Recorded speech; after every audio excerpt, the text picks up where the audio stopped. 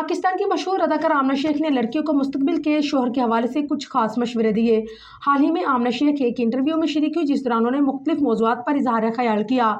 इस मौके पर मेज़बान ने आमना शेख से सवाल किया कि लड़की को शादी करते वक्त अपने होने वाले शोहर के हवाले से किन बातों को मद्देनजर रखना चाहिए। इस पर आमना ने बताया कि एक लड़की को शादी के लिए बहुत सी बुनियादी बातों को मद्देनजर रखना चाहिए, लेकिन सबसे अहम बात यह है कि उसे मालूम होना चाहिए कि वो शादी के बाद मुआशी तौर पर मजबूत कैसे रह सकती है, जो कि बहुत ज़रूरी है। इसके लिए लड़की का खुद भी मुआशी तौर पर मजबूत होना बहुत ज़रूरी है।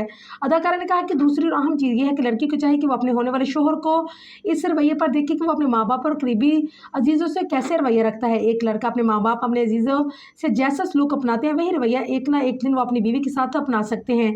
आमना शेख का कहना है कि शादी के लिए लड़के का तालीम याफ्ता होना भी ज़रूरी है। साथ ही एक लड़की को अपने तर्ज रहाइश और सोच को मद्देनजर रखते हुए शरीक हयात का इंतखाब करना चाहिए।